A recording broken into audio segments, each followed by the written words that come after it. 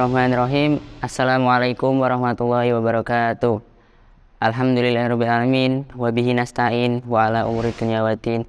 Wassalatu wassalamu ala asrafil anbiya wal mursalin Sayyidina Muhammadin wa ala alihi wa sahbihi ajma'in. Amma ba'du.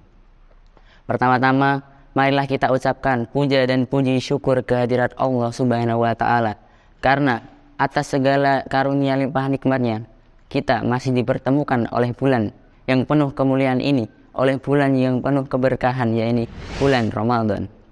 Yang kedua, tak lupa salawat dan salam kita aturkan kepada junjungan kita Nabi Agung Nabi Muhammad SAW. Semoga kelak kita mendapatkan syafaatnya di yaumul kiamah nanti. Amin.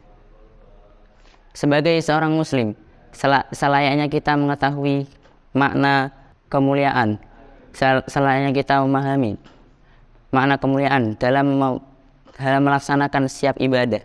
Dan menurut para ulama, pemahaman terhadap keutamaan dalam melaksanakan setiap amal solih dapat meningkatkan semangat, dapat meningkatkan takwa seorang. Dan di bulan Ramadan ini terdapat begitu banyak keberkahan dan terdapat begitu banyak kemuliaan. Dan di bulan Ramadan ini juga menjadi kesempatan setiap hamba Allah untuk dapat meningkatkan takwanya. Dan di kesempatan kali ini saya akan membahas tentang keutamaan bulan Ramadan. Yang pertama, bulan Ramadan adalah bulan diturunkannya Al-Quran. Diturunkannya Al-Quran menjadi bulan ini menjadi keutamaan, menjadi kemuliaan, menjadi bukti nyata dalam keutamaan bulan ini. Allah Subhanahu wa Ta'ala berfirman, Inna anzalnahu fi lailatul qadar, yang artinya sungguhnya kami menurunkannya, yakni Al-Quran, pada malam Lailatul Qadar. Dan di ayat lain Allah juga bersabda, Syahrul Ramadan alladzi unzila fihi al-Qur'anu hudal linnas. Bulan Ramadan yang di dalamnya diturunkan Al-Quran yang sebagai petunjuk bagi manusia. Dan masih banyak lagi ayat-ayat Al-Quran yang menerangkan tentang bulan Ramadan ini. Tentunya di bulan Ramadan ini kita harus senantiasa memperbanyak membaca Al-Quran, karena di bulan ini Allah melipat gandakan setiap amal-amal yang kita lakukan, dan Allah akan melipat gandakan siapapun yang membaca Al-Quran.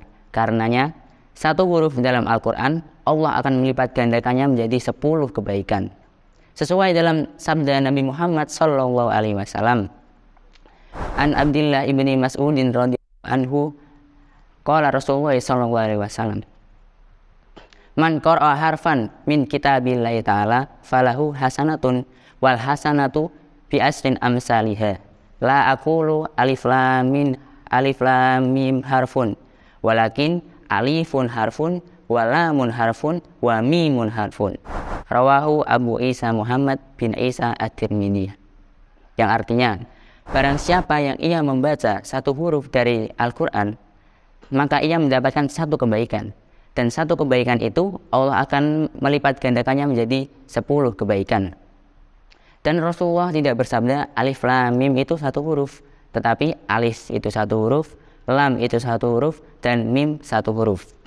Masya Allah, sungguh besar sekali keutamaan di bulan ini. Bayangkan, apabila kita membaca 10 huruf dalam Al-Quran, maka kita akan mendapatkan 100 kebaikan. Bagaimana dengan satu surat? Bagaimana dengan satu juz? Dan bagaimana dengan orang-orang yang selalu khatam berkali-kali di bulan ini?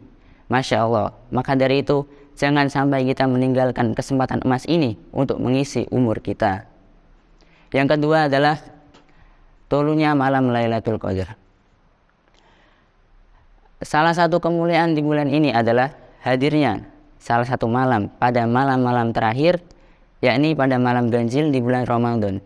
Malam ini adalah malam Lailatul Qadar yang lebih baik daripada 1000 bulan. Allah Subhanahu wa Ta'ala bersabda, Inna anzalnahu fi lailatul qadar wa ma adraka ma lailatul qadar lailatul qadri khairum min alfi syahr.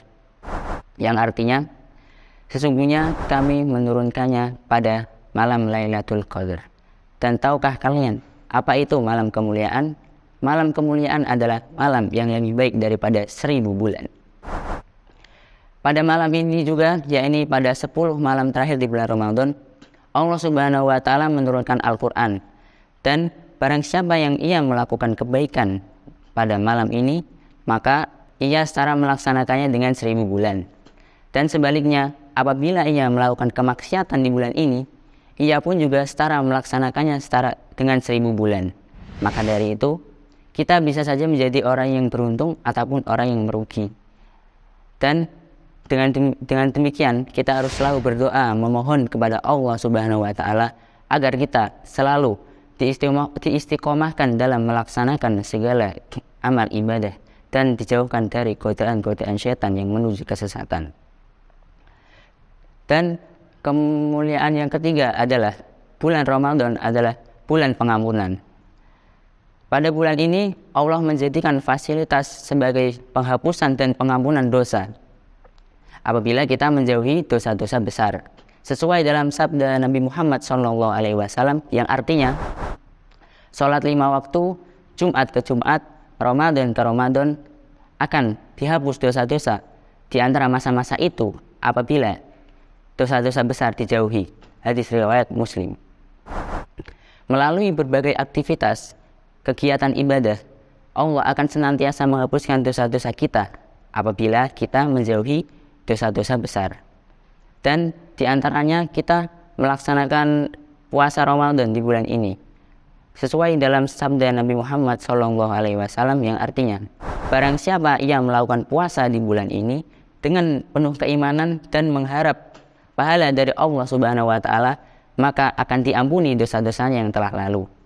Begitu pula dengan melaksanakan qiyam lail atau sholat malam seperti tahajud, sholat witir, sholat tarawih, Allah pun juga akan menghapuskan dosa-dosa kita sesuai dalam sabda Nabi Muhammad SAW yang artinya, barang siapa ia berpuasa kemudian ia melaksanakan sholat malam dengan penuh keimanan dan mengharap pahala dari Allah Subhanahu wa taala, maka Allah akan menghapuskan dosa-dosanya yang telah lalu.